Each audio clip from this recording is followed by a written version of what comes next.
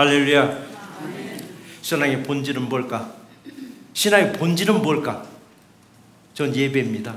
왜냐하면 예배 안에는 말씀도 기도도 찬송도 봉사도 다 들어가 있습니다. 근데 어떤 예배를 원하시는가? 어떤 예배를? 우리는 하나님 앞에 나 얼굴에 가면을 벗어버리고 내 모습 이대로 드리는 예배를 원하고 계십니다. 세상 살다 보면 수시로 얼굴에 가면을 쓰기도 하고 얼굴에 가면을 벗기도 하는 게 우리 인생이기도 합니다. 우리 인생 살다 보니까 때로는 내 모습을 감출 때가 얼마나 많으냐고요. 그러나 하나님 앞에 예배자로 설 때는 마음에 있는 그 가면도 벗어버리고 내 모습 이대로 나를 드리는 예배자가 참된 예배자입니다. 오늘 또 나를 드리는 예배자가 되실 줄 믿습니다. 이 시간 하나님의 말씀은 복된 소식을 전하게 하십니다. 복된 소식을 마음이 상한 자에게 고침 있게 하시고 포로된 자에게 자유함을 주시고 모든 슬픈 자들이 위로함을 받는 그런 귀한 시간이 되시기를 주의 이름으로 축원합니다. 주님의 위로는요 몇몇 사람한테 주는 게 아니라 우리 모두에게 주님의 위로하심을 주고 계십니다. 그럼에도 불구하고 미리미리 저축하듯이 걱정과 염려로 쌓아놓는 사람들이 있더라고요. 아니 왜 미리미리 일어나지도 않을 일을 가지고 미리미리 저축하듯이 비축하듯이 염려와 걱정을 가슴에 쌓아놓는 사람들이 있습니다. 이런 사람들은 마치 염려와 걱정이 팔자인 것처럼 항상 근심과 걱정에서 벗어나지 못하고 있더라고요. 5만 가지 생각으로 밤잠 설치는 거예요. 5만 가지 생각으로 아마 5만 가지 아니라 1000만 가지 생각할 거예요. 별별 생각하다 보니까 밤 꼬박 새고 있습니다. 이런 분들한테 한번 내려놓으시라고 내려놓고 신앙생활 하러 오면은 하는 말이 있습니다. 나는 내려놓기 위해서 기도해 있는데 기도할 때는 다 내려놓은 것 같은데 기도 끝나고 일어서면 또다시 근심과 걱정이 또 어깨에 진 누르고 있더라고. 우리 내 십자가라고 여기지 않고 이걸 어느 분은 팔자로 여기더라고요. 내 근심과 걱정 내 팔자인가 보더라고. 어떤 짐도 오늘 시간에 주님께 다 맡기고 홀가분하게 신앙생활하는 새롭게 모두가 되실 줄 믿습니다. 하나님 우리에게 주시는 말씀이 두 가지인데 첫 번째 말씀은 뭐냐? 너에게 새 이름을 주리라. 너에게 새 이름을 주리라. 어떤 이름을 주시는가 했더니 헵시바와 뿔라라는 이름을 주리라. 헵시바가 무슨 뜻이냐? 나의 기쁨. 누구의 기쁨? 하나님의 기쁨. 뿔라는 뭐냐? 결혼한 여자를 얘기하더라고요. 하나님은 신앙으로 회복될 때 하나님과 결혼한 관계가 됩니다. 신앙이 회복될 때 그때 새 이름을 주시더라고요. 창세기에서 보시면은 아브라함에게 아브라함이라는 이름을 주더라고요. 야곱에게는 이스라엘이라는 이름을 새로 주시더라고요. 신약에서 보니까 예수님은 시몬에게 베드로라는 이름을 주시더라고요. 우리들도요 신앙생활에다 은혜를 받으면은 새로운 이름을 하나 내가 만들더라고요. 새로운 이름. 그 새로운 이름이 세상적으로 유명한 사람의 이름을 받는 것이 아니라 성경에 등장하는 위대한 인물 중에 한 사람을 내 이름으로 삼더라고요.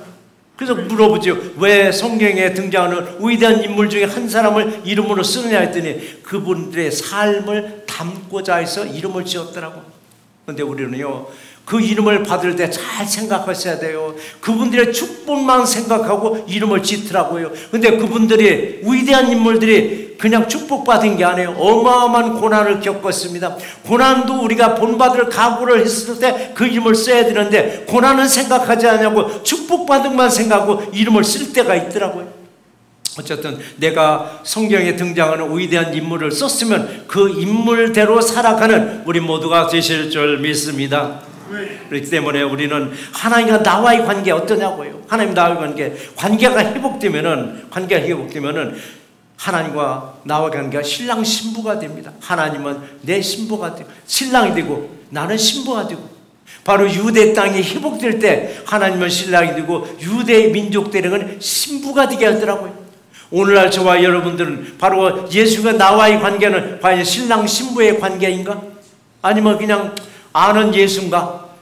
믿는 예수가 아니라 알고만 있는 예수인가? 내가 믿는 예수라면 예수님이 내 신랑이 되고 저와 여러분들은 신부가 되실 줄 믿습니다.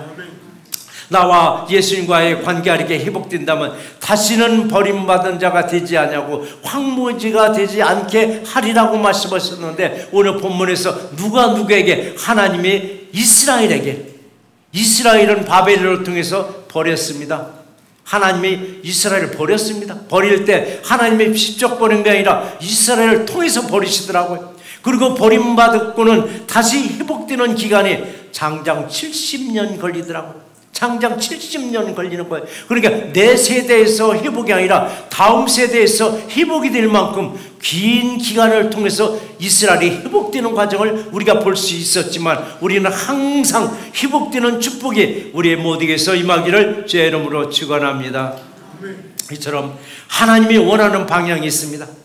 분명히 하나님이 원하는 방향이 있고 이스라엘이 고집하는 방향이 있더라고요. 어쩌면 우리들에게도 내가 고집하는 방향이 있고 하나님이 원하는 방향이 있는데 이 방향이 일치가 안 되니까 뭐가 돼요? 하나님이 진노하시더라고요. 이스라엘이 하나님의 진노하시니까 이스라엘 어떻게 해야 돼요? 멸망, 국가의 문패를 내리게 하더라고요. 국가의 문패를 내는 게 아니라 멸망하더라고요. 멸망시키더라고요. 근데 멸망으로 끝나는 게 아니라 다시 하나님께로 돌아오기만 하면은 다시 곱백으로 회복시켜 주시더라고요. 로마서 5장 20절의 기록을 보니까 죄가 더한 곳에 은혜가 넘쳤나니, 은혜가 더욱 넘쳤나니, 죄가 더한 곳에. 그렇다고 우리가 은혜를 받으려고 여러분 죄 가운데 있어서는 절대 안 된다고 로마서 6장 1절에 보니까 그런 점 무슨 말을 하려? 은혜를 받으려고 죄에 허하겠느냐? 그럴 수는 없느니라고 말씀하셨습니다. 은혜를 주시는 것도 하나님이시오. 우리가 죄 가운데 빠져서 건져내는 것도 여호와 하나님이신 줄 믿고, 은혜 받을 때는 뭐 하라고 해? 항상 하나님을 찬양하라 했습니다. 왜 하나님을 찬양하느냐? 하나님이 사랑하시고 예수님에게 은혜 주시고 성령님이 우리에게 능력 주셨으니까 삼일째 하나님을 우리는 찬양할 수밖에 없습니다. 하나님이 우리를 선택하셨잖아요. 예수님이 우리를 구원하셨습니다. 부속하셨습니다. 성령님이 우리가 인쳐주셨으니까 이 성령이 삼일째 하나님을 찬양하라고 이스라엘을 선택해 줬더니 이스라엘은 하나님을 찬양하는 것이 아니라 우상을 숭배하고 우상을 찬양하더라고요. 그러니까 하나님이 진노할 수밖에 더 있겠느냐고요.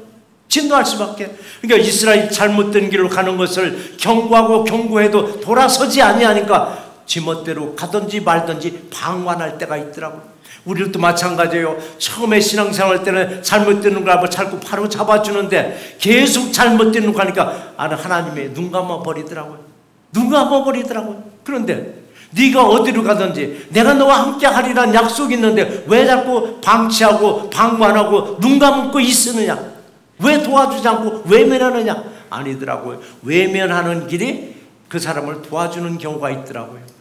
예를 들어서 여러분의 가까운 사람들이, 여러분의 자녀들이 계속 뭐 해도 실패하고 뭐 해도 잘못된 룩 할 때 도와주다 끝이 안 보이면 손을 딱 뗄 때 그때 하나님이 나서더라고요. 그때 하나님이 나서더라고요. 근데 끝까지 내가 돌봐주려고 돌봐주다 하니까 하나님이 옆에서 비켜버리더라. 그럼 네가 해봐. 어느 길을 도와주다가 딱 끊었을 때 절박하니까 하나님을 정말 간절히 붙잡더라고요. 간절히 붙잡을 때 하나님이 일하는데 화나님이 일할 수 있도록 우리는 길을 열어주셔야 됩니다. 항상 길을 활짝 열어줄 수 있는 우리 모두가 되시기를 주의 이름으로 축원합니다. 화가 중에서도 천재 화가라면 레오나르도 다빈치입니다. 레오나르도 다빈치 중에 유명한 성화 하나가 최애 만찬입니다. 최애 만찬 그림은 뭐냐? 예수님과 제자들과 마지막 저녁 식사하는 장면을 그림으로 옮겨놓은 것 뿐입니다. 최애 만찬 그림을 자세히 보시면 식탁에는 뭐가 있어요? 빵 몇 개 하고 포도주 잔만 덩그러니 있습니다. 그럼 그들의 또 앉은 좌석을 잘 보시기 바랍니다. 보통 식탁 문화는 서로가 얼굴을 맞아보고 있는 게 식탁 문화입니다. 서로 얼굴을 맞아보고 식사를 하는데 그 그림의 구도를 보시면 일렬로 배열했습니다. 한 줄로 쫙 배열해버렸습니다. 마치 기념사진을 찍기 위해서 준비하는 것처럼 마치 한 곳을 바라보게 했더라고요. 기념사진 찍는 것처럼 한 곳을 바라보게 만들어 놓으신 거예요. 왜 그랬을까? 왜 천재의 화가는 이런 구도를 선택했을까? 왜 이런 구도를 선택했을까? 생각해 보니까요, 예수님과 제자들이 함께 한 방향 어디냐? 천국을 바라보게 하는 이 설명을 그림으로 설명했더라고요. 천국을 바라보는 형상을, 그런 구도를 일렬로 만들어 놨더라고요. 우리 새날교회도 한 곳을, 한 방향을 향해서 열심히 지금 달려가고 있습니다. 열심히 지금 한 방향을. 그러나 우리 특별히 다음 세대들을 위해서도 우리는 기성세대에서 조금은 양보하고 조금은 배려하자라고 한 달 전에 창립기념일 때 제가 설교로 강조하긴 했었는데 무슨 의미인지 관심 없이 들으신 것 같더라고요. 다음 세대를 위해서 우리가 조금은 우리가 양보하고 배려 한번 해보자라고. 현재 익숙해진 예배 문화에서 조금 한번 바꿔보자라고 해서 뭔가를 바꿨어요. 뭔가를 바꿨는데 여러분 주부에서 뭔가 하나 빠지고 새로운 게 들어가 있는데 아무도 얘기 않더라고요. 주부 뭔가 변화가 하나 있습니다. 근데 그건 얘기가 없는데 우리 화면의 영상에 찬양과 찬송과 악보가 어디 갔느냐고, 악보를 도대체 어디다 팔아먹고 가사만 뜨느냐라고 좀 컴플레인하는 분들이 더러는 계시더라고요. 예배 문화는 유행처럼 바뀌고 있더라고요. 지금 강단에서 예배 문화가 많이 바뀌었습니다. 특히 영상에서 오선지 다 뺐더라고요. 왜 뺐느냐 저도 몇 가지를 경로를 통해서 물어봤어요. 왜 악보를 뺐느냐 했더니 옛날을 생각해 보라고 하더라고요. 여러분 옛날부터 신앙생활 분들 영상에서 오선지가 어디 있고 악보가 어디 있었느냐고요. 그냥 악보 복사해서 프린트물로 다 나눠줬습니다. 그런 시대가 지나고 나니까 화면에 가사가 뜨기 시작하더라고요. 또 그 시대가 지나오니까 이제 오선지가 뜨기 시작하더라고요. 그런데 다시 또 악보는 없어지고 가사만 뜨기 시작하더라고요. 그래서 왜 이렇게 바뀌느냐 했더니 여러 가지 원인이 있다 하더라고. 왜 악보를 뺐느냐 원인이 있는데 그 중에 하나가, 이건 전체가 아니지만 그 중에 하나가 저작권에 문제가 되니까 큰 교회들이 거기에 휘말리기 싫으니까 아예 그냥 오선지 빼버리고 가사만 실기 시작했다고. 이게 이제 교회 트렌드처럼 싹 바뀌어가고 있더라고. 근데 이걸 보니까 전도에서 그랬잖아요. 해 아래에서는 새 것이 없나니 할 것처럼 정말 돌고 돌다 보니까 옛날 모습으로 또 가사만 뜨는 거예요. 이렇게 모든 것이 변화될지라도 절대 강단에서 변화돼서는 안 되는 것이 뭐냐? 말씀이더라고요. 말씀은 불변으로 그냥 가야 되지만 예배 문화는 시대에 따라서 조금씩 변화를 줄 때 젊은 세대가 같이 공감을 할 수 있더라고요. 아, 여기도 바뀌었네. 그랬더니 여기는 아직도 옛날이네. 이게 바로 다음 세대를 위해서 조금씩 우리가 변화를 주는데 같이 동참해달라고 저는 늘 당부하고 있습니다. 그런데 익숙해진 예배 문화에서 이거 절대 안 돼, 그냥 옛날 걸 썼으면 좋겠다고 계속 주장하다 보니까 어떻게 돼요? 우리는 몇 년 후를 한번 생각해 보시자고요. 몇 년 후를 생각해 보면요, 어릴 때는 저도 아찔해요. 절박함이 올 때가 있습니다. 절박함이 올 때가 있습니다. 그래서 제가 임기 중에, 그때도 말했습니다. 성립일 때도 제 임기 중에 새로운 세대들이 누릴 수 있는 문화를 만들어 놓고 떠나야 되지, 무조건 되고 아무 대책도 없이 사람만 바꿔놓는다고 얼마나 부딪히겠느냐고. 새로운 사람이 오면은 야, 옛날에도 20년간 30년간 이대로 해왔는데 뭘 바꾸느냐고 반대하다 부딪히니까 또 떠나더라고요. 이제는요, 조금은 불편해도 기성세대에서 양보하고 배려함으로 다음 세대와 기성세대가 한 방향을 바라볼 수 있는 그런 그림을 그려나가는 우리 새날교회 모두가 되시기를 주의 이름으로 축원합니다. 두 번째 우리에게 주시는 말씀이 하나님이 너를 기뻐하리라. 하나님이 너를 기뻐하리라. 멸망한 이스라엘이, 바벨론에게 멸망한 이스라엘이 회개하고 하나님께 돌아왔더니 하나님은 이스라엘을 신부로 삼더라고요. 하나님을 신부로 삼더라고요. 이게 하나님의 사랑이더라고요. 이스라엘은 하나님으로부터 버림받았다가 다시 회복되는데, 이 모습을 쉽게 설명한다면 남편을 버리고 집을 나간 아내가 다시 돌아옵니다. 남편을 버리고 집을 나간 아내가 다시 돌아오면 여러분들은 어떻게 하시겠어요? 문전박대할 수도 있습니다. 다시는 우리 집에 얼씬도 오지만 내 눈에서 띄지도 하고 우리는 들어오지 못하게 막을 수도 있습니다. 근데 하나님은 웰컴하시더라고요. 하나님은 이거 웰컴하시더라고요. 이 모습이 가장 잘 나온 모습이 호세에 서 있습니다. 호세아 선지자는 호세서에서 이렇게 기록했습니다. 호세아는 음란한 여인 고멜과 결혼했습니다. 고멜과 결혼했는데 결혼한 이 여자는 툭 하면 집을 나갑니다. 그러면 호세는 찾으러 나가서 다시 데리고 옵니다. 또 집을 나갑니다. 또 데려옵니다.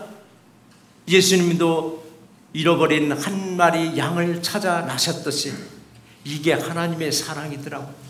이게 하나님의 사랑이더라고요. 하나님은 돌아온 이스라엘을 버리지 않더라고요.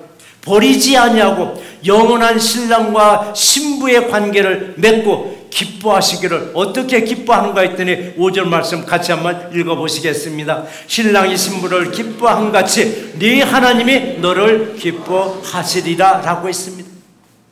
하나님이 신부된 나를 보고 기뻐하실까? 신부된 나를 보고 기뻐하실까? 오늘날 하나님이 기뻐하는 사람은 누굴까? 하나님이 나를 보고 기뻐하실까? 하나님이 나를 보고 혹시 실망하지는 아니할까? 둘 중에 하나입니다. 하나님 나를 보고 기뻐해야 되는데 하나님 나를 보더니 야, 너 왜 그렇게 사냐? 너 좀 바로 살지 못하냐? 혹시 나를 실망하지 아니할까? 먼저 예수님과 나의 관계는 어떤가? 나와 예수님 관계는 어떤가? 나는 관계가 종의 관계인가? 아니면 제자의 관계인가? 아니면 동역자의 관계인가? 이보다도 먼저 하나님이 기뻐하시는 신부의 관계가 되었을 때 여러분의 이 땅에서과 하늘의 모든 것을 받아들이는 놀라운 역사가 임하기를 주의 이름으로 축원합니다. 우리 신부의 관계가 되려면 예수님의 뜻을 알아야 되겠더라고요. 예수님의 뜻을 알아야 되겠더라고요. 예수님의 뜻이 뭐냐? 신랑의 뜻이더라고요. 신랑의 뜻을 알아야 신부로서의 관계가 유지될 수 있는데 신랑의 의도와는 전혀 다른 길을 간다면 하나님이 이스라엘에게 진노하듯이 우리들이 진노하세요. 하나님은 양면성을 가지고 있습니다. 한없이 우리를 사랑할 수도 있지만 한없는 또 진노가 임할 수 있습니다. 그 진노가 미워서 진노가 아니라 바로 내게 설하고 진노하실 때가 있습니다. 하나님의 진노하심이 있을 때는 원망하는 것이 아니라 하나님 감사합니다. 나를 이렇게 사랑해서 내게 이렇게 화를 내신 거 내가 알았으니까 회개하고 바로 서겠나이다 할 때 하나님은 또 웰컴하시더라고요. 웰컴하시더라고요. 부부는 우리는 한 방향을 바라봐야 됩니다. 부부는 한 방향. 신랑은 오른쪽을 바라보는데 신부는 여전히 왼쪽만 바라보는 거예요. 예수님은 오른쪽을 바라보라고 했는데 우리는 왼쪽을 바라보고 있을 때 하나님의 진노하시더라고요. 하나님의 진노하시고요. 우리가 서로 각각 다른 방향을 바라보면 결국 분쟁이 일어나더라고요. 다툼이 시작되더라고요. 가정에서도 부부가 각각 다른 방향으로 계속 하다 보면 분쟁이 일어나고 결국은 어떻게 돼요? 그 관계가 무너지더라고요. 예수님과의 우리의 관계, 신랑과 신부의 관계가 서로 보는 방향이 각각 다르다 보니까 결국은 그 관계도 무너지더라고요. 우리 신앙은요, 끝날까지입니다. 끝날까지 항상 천국만 바라보는 우리 모두가 되시기를 주의 이름으로 축원합니다. 이처럼 예배당에서 예배 드릴 때 회중에 있는 여러분들은 어디를 바라봐요? 강단을 바라보고 십자가를 바라보고 저를 바라보고 있습니다. 한 방향을 바라보고 있습니다.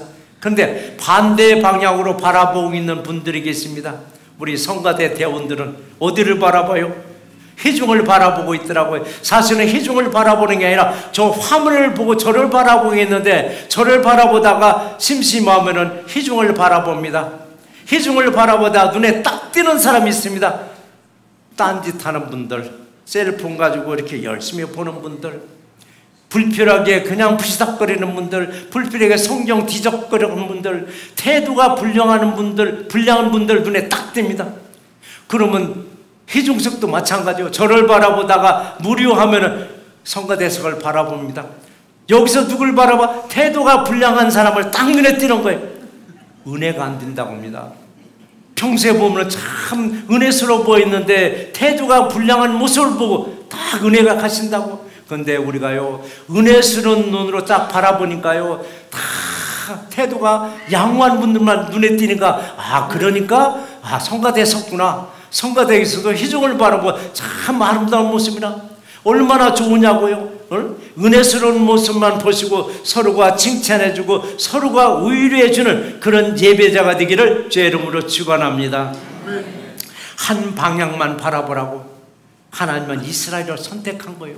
한 방향만 바라고 하나님 이스라엘 선택했는데, 이스라엘은 한 방향만 바라보는 게 아니라 하나님만 바라보는 게 아니라 자꾸 딴 방향을 바라보니까 하나님의 진노로 이스라엘의 문패를 딱 내리게 하더라고요. 멸망하게 하더라고요. 멸망시키더라고요. 바벨론에게 멸망시킬 때 유대 땅에 노동력이 될 만한 모든 백성들을 바벨론 포로로 끌어갔습니다. 바벨론 포로로 다 끌어갔습니다. 바벨론 포로지에서 70년간 포로 생활로 보내면서 뒤늦게 하고 있어 하나님을 찾더라고요. 뒤늦게 하나님을 찾았습니다. 그런데 분명히 하나님은 경고했습니다. 유대가 멸망하기 전에 예레미야 선지자를 통해서 얼마나 경고했느냐고. 그래서 예레미야 선지자를 눈물의 선지자라고 말합니다. 그렇게 눈물을 흘리면서 유대인들에게 하소연했습니다. 회개하고 하나님께 돌아오든지 아니면 차라리 항복하라고. 그랬더니 그에게 돌아오는 것은 감옥이요, 토굴이요, 문매에 맞는 것밖에 없더라고요. 눈물을 흘리면서 그렇게 하소연했지만 유대 민족들 마이동풍 듣지 않더라고요. 안 들어버렸습니다.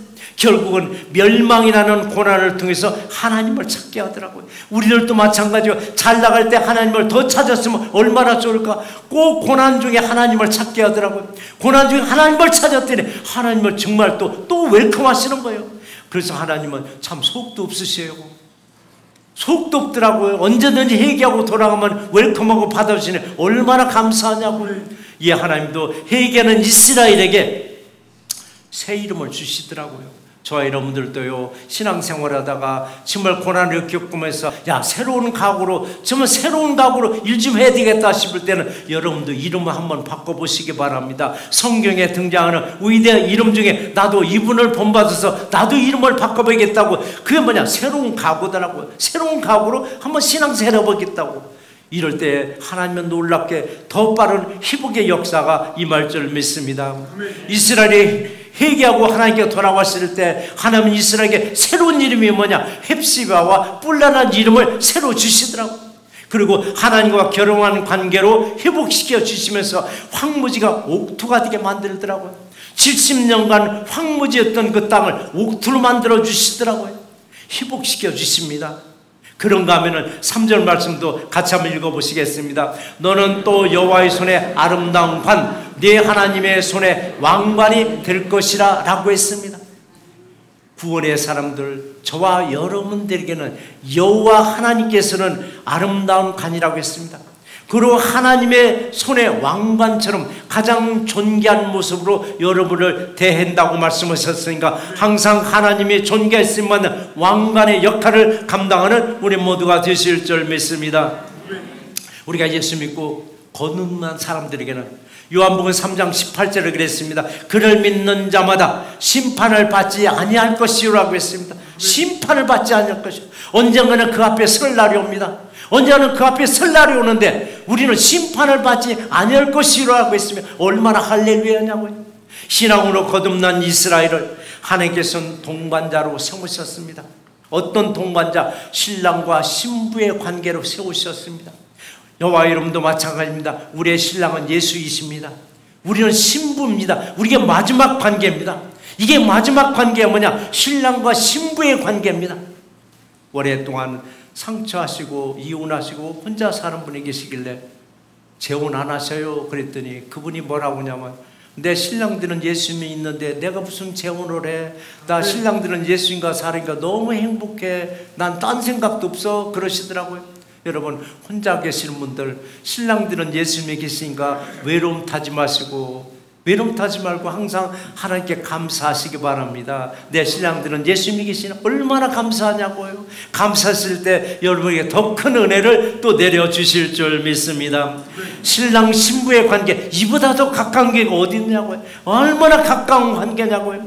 우리 신랑은 예수님이세요. 우리는 신부예요. 우리만 신랑 신부 관계가 아니라 이제는 다음 세대들도 신랑 신부 관계가 되어야 됩니다. 우리 세대뿐만 아니라 다음 젊은 세대들도 예수님과 신랑 신부의 관계, 이제는 다음 세대도 신부가 될 수 있도록 우리가 조금씩 배려해주고 우리가 조금씩 양보해줄 필요성이 있습니다. 그림에도 그래요. 아, 이대로 좋아, 이대로 좋아. 그냥 미래보다는 현재가 너무 만족스럽다고 우리는 미래를 한번 바라보시자고요. 다음 세대를 생각하지도 않고 다음 세대 배려하지도 않고 다음 세대를 양보하지 않으면 누가 이 교회를 지켜나가느냐고요. 누가 이 교회를 지켜나가느냐고요. 다음 세대들의 예배 문화도 우리는 이해하고 받아들일 준비가 됐을 때 이는 세대가 교체될 수가 있습니다. 그래야 다음 세대가 어르신들을 열심히 더 보필할 수 있는데 어느 순간 우리는 다 똑같은 세대가 되고 맙니다. 내가 좀 불편할지라도 다음 젊은 세대를 위해서라면 이해해주고 양보할 때 하나님의 손에 왕관처럼 가장 존귀하게 쓰임받는 우리 새남께 모두가 되시기를 제 이름으로 축원합니다. 말씀을 한번 정리해 보겠습니다. 신앙생활하면서 은혜가 충만할 때 새로운 이름을 주시기도 하는데 대개가 성경에서 위대한 인물들의 이름을 받습니다. 이분들만 아니라 하나님도 새로운 이름을 주시는데 아브라함에게는 아브라함이라고 하셨고 야곱에게는 이스라엘이라고 하셨습니다. 하나님은 유대 민족들의 신앙을 보시고 유대를 신부로 하나님을 신랑으로 세워서 동반자 관계로 동행하실 것을 말씀하셨습니다. 그동안 버림받았으나 다시 버림받은 자라 부르지 아니할 것이며 다시는 네 땅을 황무지라 부르지 아니하겠다고 약속하셨습니다. 하나님 보시기에 신부가 얼마나 사랑스러운지 여호와 손에 아름다운 가녀, 하나님 손에 왕관이라고 하셨습니다. 우리들도 하나님 보시기에 아름다운 가녀, 왕관이 되어서 하나님이 기뻐하시는 우리 새남께 모두가 되시기를 주의 이름으로 축원합니다.